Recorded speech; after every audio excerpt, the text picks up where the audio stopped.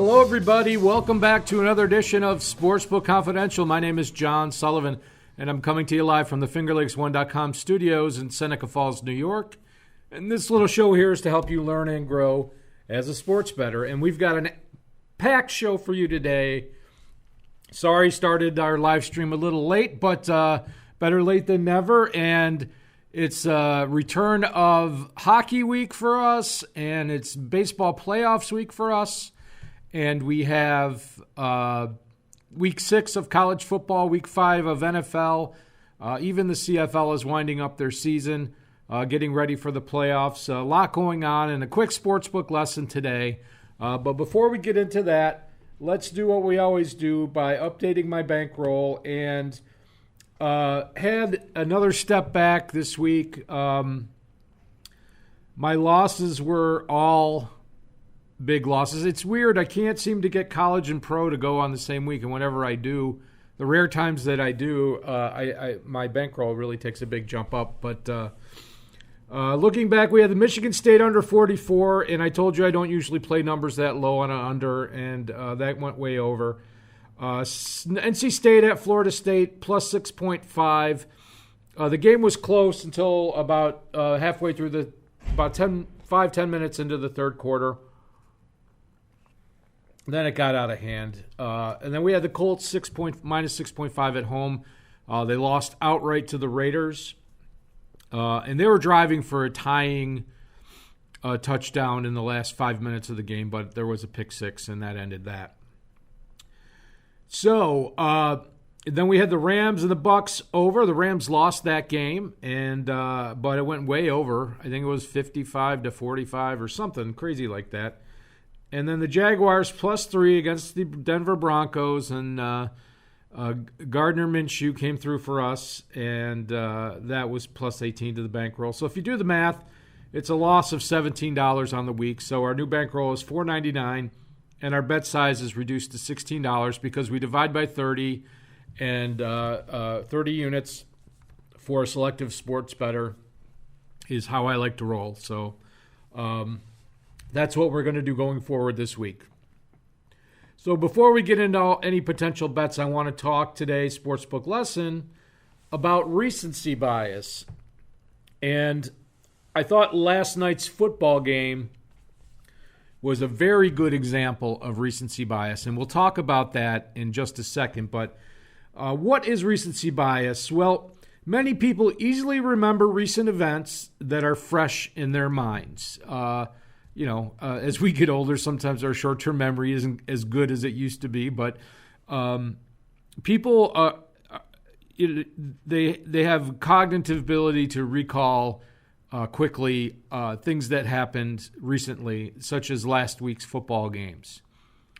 And I can recall that the Bills lost to the Patriots, and they had chances to score touchdowns, and they ended up with field goals, and Josh Allen got hurt, and all those things. So recent events often weigh heavily in assessing current or future situations. I'll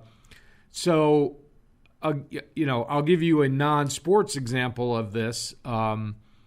Let's say I work at a loading dock, and I come into work on a Monday and I have my arm in a sling, or I had recent, shoulder surgery or something like that. And they have to, based on that recent event, they have to weigh how am I going to be able to best work for the company with my arm in a sling, So recent events often weigh heavily in assessing current and future situations. So in sports betting, it is usually better to consider both long-term and recent performances in assessing outcomes. And this also kind of touches a little bit on my previous lessons of qualitative versus quantitative handicapping. The numbers are cold, hard facts, and you can test different sample sizes from many seasons to previous season to current season only. To just certain situations. And then you have your qualitative where you're looking at, the current form of the team. Last year's team, they might have all the same players, but they have a different coaching staff. Or they have the same coaching staff, but they have a lot of different players. So you're considering all kinds of factors, but you cannot just, in my opinion, to be a good handicapper, you cannot just consider one section. You have to consider the cold hard numbers, and you also have to consider the market and any other qualitative factors like coaching or weather or referee crew or whatever. So, just consider that they're all pieces of a puzzle that you have to put together. So getting into recency bias, I'm going to now do some examples of recency bias. And the one that comes to mind very easily for me is in handicapping horse racing. Considering a horse's last two races or his or her last three races, but not including the races from previous years. Now, some racehorses race till they're 7-8 years old, sometimes longer. And some of these top thoroughbreds, they'll race for 1 year, their 3-year-old year, and then they'll retire to stud if they're successful. But you can,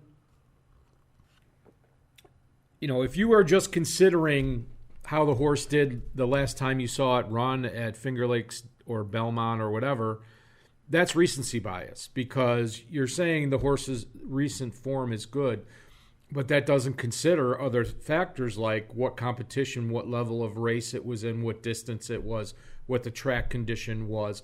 All these things are other factors. All you know is that the horse ran good last time it ran. That's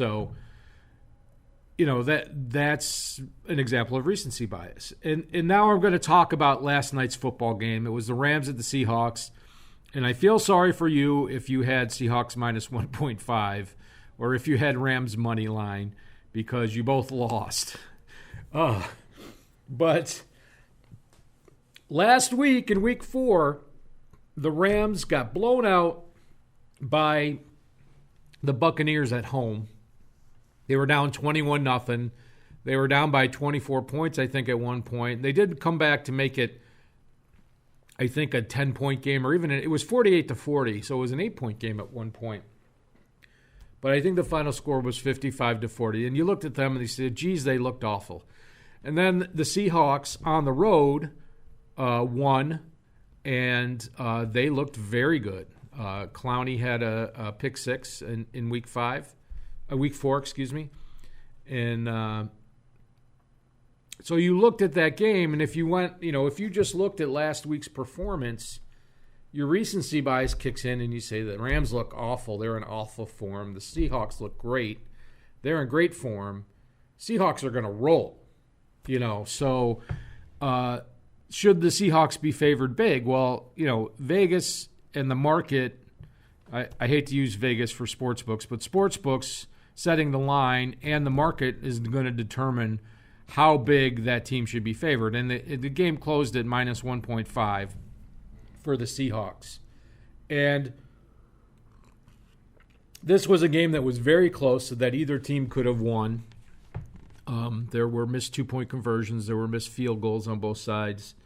But not looking at other factors besides last week is recency bias. And the reason I point this out is it's just something that you should have in the back of your mind when you're about to place a wager.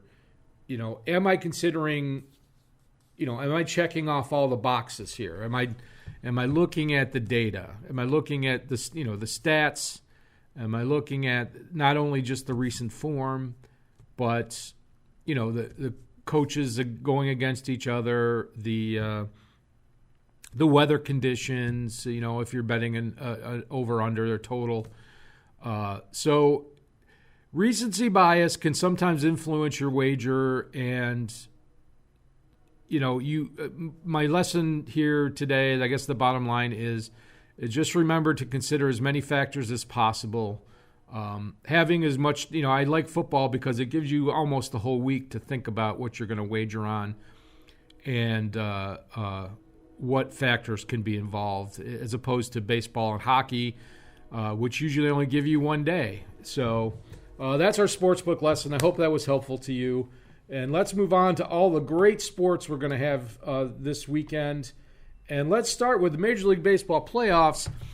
And I haven't talked about baseball in a while, but we got 4 playoff games today. And I have my model picks for Major League Baseball. And here are the games, I guess, in chronological order. As our train goes by the studio. Am I doing my Brian Bullock impersonation? So, the Tampa Bay Rays are at the Astros. Rays plus 223, Astros minus 245. Verlander going for the Astro. Glasner going for the Rays, who has very good stats. My model has the Astros favored by 1.12 runs, and the total is 7.26, where the betting total is 7. So maybe consider taking the Astros on the run line, but if the odds are not, plus money on the run line, I usually don't even like to look at it. So that game's probably a pass for me. Cardinals minus 123 at the Braves, plus 114, over-under of 8. If you had the under last night in the Cardinals game, I sympathize with you. That was, it was 1-1 in the 6th, and it was 3-1 in the bottom of the 8th with 2 outs, and it ended up being a 7-6 game. So that makes me wonder, no matter who the starting pitchers are, if the bullpens are going to be able to stop the hitting in this. So I have the total at 7.83, but I'm going to stay away from that. I do have the Cardinals slightly favored, but the Braves, that's really a coin flip game. Twins plus 170 at the Yankees, minus 185. 8.5 is the total. I have the Yankees almost a run favorite, and the total at 9.31. Twins set a record for the most home runs hit in a season. There's a team, Yankees right behind them. Hitters Park at Yankee Stadium. I like the over here. I don't feel like you're going to get value on the run line by taking the Yankees minus 1.5 runs. So that play is definitely on my radar. And then the last game is the Nationals at the Dodgers. Dodgers minus 150. 7.5 is the total. My model has the total at 7.55. I do have the Dodgers favored by over a run, so I would consider taking that on the run line. You should get pretty good odds there. The Dodgers definitely can put up runs on any given night. It's also a question of how the game is managed by Dave Roberts. If he is going to play for, the 3-run homer or play more small ball, as the National League tends to do in closer games as the innings go by. So that's it for Major League Baseball playoffs. And also this week, we have started with Friday. Well, NHL started on Wednesday, and it's our first Friday night of the season. Now, I do have a model for NHL as well. I didn't have time to get all the numbers lined up today, and it is the first week of the season, so they would be pretty low confidence anyway. But we've got 5 games, starting with one this afternoon. We have the Blackhawks and the Flyers playing in Europe. Obviously it's a neutral ice game. Hard to, it's kind of a coin flip odds there, and the totals are much higher this year than they were starting last year, 6.5. And usually when they play in Europe, the rinks are much bigger, and that's going to open up the game. So that would kind of lean maybe to the over there, but not enough information for me to make a play there. Maple Leafs at the Blue Jackets. The Leafs look good, coming back from a 2-0 deficit to beat the Senators, but the Senators are not going to be one of the better teams this year. Blue Jackets are not the same team they were last year when they were, a cup contender. So don't know where they stand, but I do, the Leafs' first road game, I don't have much of an opinion on that game, but the Blue Jackets number definitely is attractive.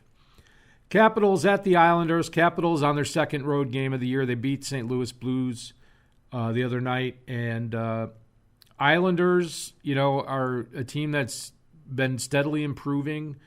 5.5 is the total. Again, it's a very coin flip game. The odds are very even there. Jets at the Devils. Devils starting out at home with their new number one pick, Jack Hughes, and PK Subban is their new defenseman. So they're looking for exciting things. The Jets playing back-to-back games in the New York metro area, road games. So, you know, obviously it favors the Devils slightly there, but you never know. And then Vegas and Sharks playing the second half of a home-and-home that Vegas won, I believe, 5-2 in Vegas the other night. I like the Sharks to bounce back here, even though Evander Kane is still out with a suspension for bumping an official. I feel like a bounce-back game here, home and homes. But once again, a coin flip game, and I feel like maybe the under's in play here, a little more tight on the defense. Erik Karlsson was also out of that first game for the Sharks, so we'll see how that all pans out. But glad to have hockey back, so we'll have Friday night picks for you, or maybe some Saturday picks, depending. And I certainly enjoy watching hockey. So let's move on to college football, Week 6. We got our regular slew of football games to cover. So let's get right to it. On Friday night, we got Central Florida at Cincinnati. Cincinnati plus 3.5, 62 is the total. I have 2.76 and 60.53, very close. TCU at Iowa State, minus 3.5 and 42. Minus 4.606 and 49.49. So I like the over there very much. Oklahoma State at Texas Tech, plus 10, 63.5. Plus 10.07, 66.58. It's pretty close there, so not much value. Utah State at LSU, minus 27.5, 72.5. I have it at minus 24.48, 71.93. I like the Mountain West. I feel like the Mountain West is a very strong conference this year. Not enough, it's a little more than a field goal, but I would want, 6 points, I think, to take the points in that game. 6-point advantage. So I would need, a little bit more. Iowa at Michigan. Michigan favored by 3.5. I have Iowa as a 1.43-point favorite. 48.16 is the total. Total's right on. You've got that home cooking factor there. I think I'm just going to stay away from this game, but my model likes Iowa to win this game outright. BC at Louisville. Louisville minus 561. I have BC as a 1.78 favorite, 62.67. I would definitely lean towards BC in the points here. If you feel frisky, you could take BC on the money line, but tough place for them to play. So I would stay with the points and hope it stays close. Auburn at Florida, big matchup. Plus 2.5, 48.5. Plus 2.93, 52.61. Again, it leans a little bit over. Baylor at Kansas State, minus 2.5, 49. Minus 3.89, 49.53. Those numbers are almost exactly the same. So let's continue with our college football. Texas at West Virginia. West Virginia getting 10 points, 61.5. So I have it as plus 6.12, 50.53. So West Virginia is getting 4 more points than I think they should be getting. So I would lean West Virginia, and I definitely lean the under here. That's like a 10-point differential. Air Force at Navy, plus 3.5, 46. I have plus 3.52, 57.64. So my model says this game is going way over 46. And I've been scratching my head on this for a couple of days because the line hasn't moved. And I'm looking for a reason not to bet this game because I would just assume it went from 45 to 46, but that's not a big move. The spread's right on, but Air Force scores points. Navy can score points. It's, both of these teams scoring 20 points is very reasonable expectation. So you're talking about 1 extra touchdown after 2020. So I really like that play. I haven't found a reason not to bet it. Virginia Tech at Miami, minus 14.46. Minus 12.99, 47.89. Very, very close. Arizona at Colorado. Minus 4.63. I have it minus 3.17, 63. Again, very close. Michigan State at Ohio State, another big top 25 matchup, minus 20.5, 49. Minus 20.98, 52.83. Again, this could be a game that where the second string comes in the fourth quarter for both sides, and you don't know which way the total's going to go based on that. Pitt at Duke, minus 5, 47.5. Minus 4.63, 52.7. I have a lot of these that are trending just a little bit over, and my model could be in need of an adjustment. I don't know, but maybe it's just the fact that the weather's turning, that these totals are, being put on the board a little lower. I'm not exactly sure. I guess there's no more new. People think their teams are figured out after a month. It's hard to say. It's hard to say the way what's moving the market, and it's still a day before these games are going to play, so things can move a lot. Cal at Oregon, minus 18.5, 46.5. 15.16, 43.73. So that trends under, and that's, I feel the same way. Cal's got a very good defense. They had some quarterback issues, so, it's saying, take Cal. You're getting 3 points more with Cal than you should be getting. But, again, I'm staying away from that game. And then Washington at Stanford, plus 14.5, 52. Plus 13.63, which is pretty close. And then 46.94. Again, that trends under. And Stanford does have a good defense. So we'll see where my picks end up, but that's going to do it for college football. So let's move on to the NFL. And we've got a great slate of games this week. Ravens at Steelers. Steelers getting 3.5 and 44. I have the Steelers as a very slight favorite, about a half a point favorite, 44.68. So that's value on the Steelers. So that's one to keep an eye on. We've got the Bears and the Raiders in London. Neutral field. Raiders plus 5, 40.5. I have the Raiders at plus 6.28, 40.64. So I would, it leans a point to the Bears. Cardinals at Bengals, minus 3, 47.5. I have Bengals minus 4.3, 45.83. So my model says look for the Bengals to get their first win this week. Jaguars at Panthers, minus 3.5, 40, minus 4.83, 38.20. My model does not like the offense here. You see a total that low in the NFL and you just want to bet it over because these are professional football teams. But you have likely both teams playing their backup quarterbacks, and they may not even be 100% healthy. So probably a stay-away situation for me. Vikings at Giants, plus 5.5, 43.5, plus 3.33, 44.66. The Vikings have not played well on the road. This leans about 1.5 to the Giants. I wouldn't take that game. Patriots at Skins, plus 15.42, plus 17.2, 42.45. So my model's saying take the Patriots to cover the 15, and it's really a tough situation for Washington. I feel like if that got to 14.5, I would really hop on it. But, they're throwing that kid to the Wolves, and the coach is about to be fired, the rookie Haskins for the Skins. So that's a tough scenario. Jets at Eagles, minus 14.5, 43.5, minus 13.62, and 43.91. Darnold might play, and even if he doesn't, the Eagles really haven't blown anybody out. I mean, they've had close games. They had a close game with the Redskins. They had a close game with the Packers. It seems like the Jets would be in line to cover here. Bucks at Saints, minus 3, 45.5, minus 4.89, and 51.53.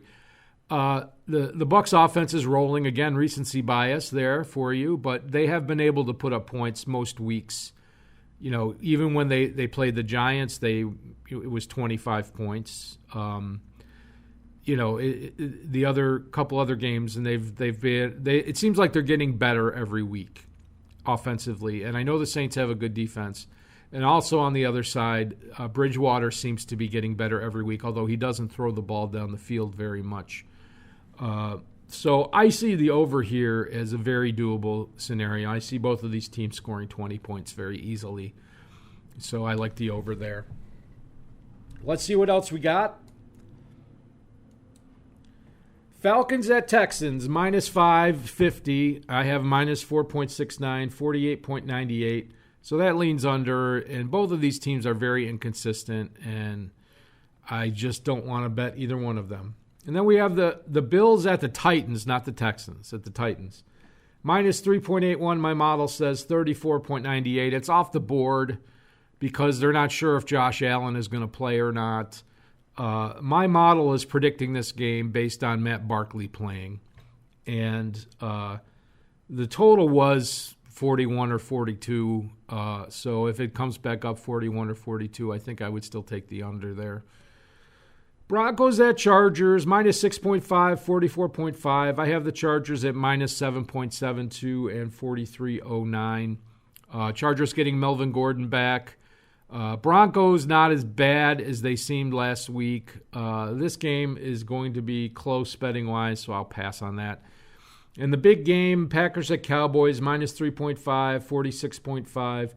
This game leans over, and I kind of like the over here because either the Pack will score points on offense, or they'll be behind and they'll be throwing and possibly fumbling or getting intercepted near the end of the game. So, count on a turnover touchdown somewhere maybe in here.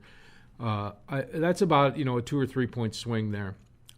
Colts at the Chiefs, Sunday night game, minus 11.56. I have that as minus 8.77 and 56.32. Chiefs defense is not that good. I feel like 11 points is a lot here. Colts are a very competent team, and they lost one game in overtime, and then they lost last week on that pick six at the very end. So Colts getting 11 points is a big play for me. And then the Browns at the 49ers on Monday night. 49ers minus 4, 46.5. I have minus 3.32 and 45.76. So that leans slightly to the under and slightly to the Browns. I don't really have an opinion either way on that game, but always interesting to watch, and I do enjoy watching the Monday and Thursday night games. It gives you something to do during the week. But now that we have NHL back, I'll be very busy with that. So before we get out of here, let's take a look at my picks and just try to win some money this week. For picks this week, I'm going with the Twins and the Yankees over 8.5, minus 115. I told you I like a lot of home runs in that game. I'm going to take the Vegas Golden Knights and the Sharks under 6.5, plus 105. Carlson's back for the Sharks, so better defensively. Air Force and Navy over 46, minus 106. For some reason, my model loves that game, so I'm going to give it a whirl. Texas and West Virginia under 61.5. My model says it should be closer to 50, minus 108. And then on Sunday, we have the Colts plus 11, minus 109. The Bucks and the Saints over 45.5. And I'm going to take the Steelers at home, plus 3.5. I feel like they're going to get better every week with the quarterback situation now resolved, minus 110. So we've got 7 picks for you today, and hopefully that won't decimate my bankroll. So thanks for tuning in, and let's get some winners, and I hope everybody has a good weekend. I'm going to play the outro music for you, and take care. See you next time.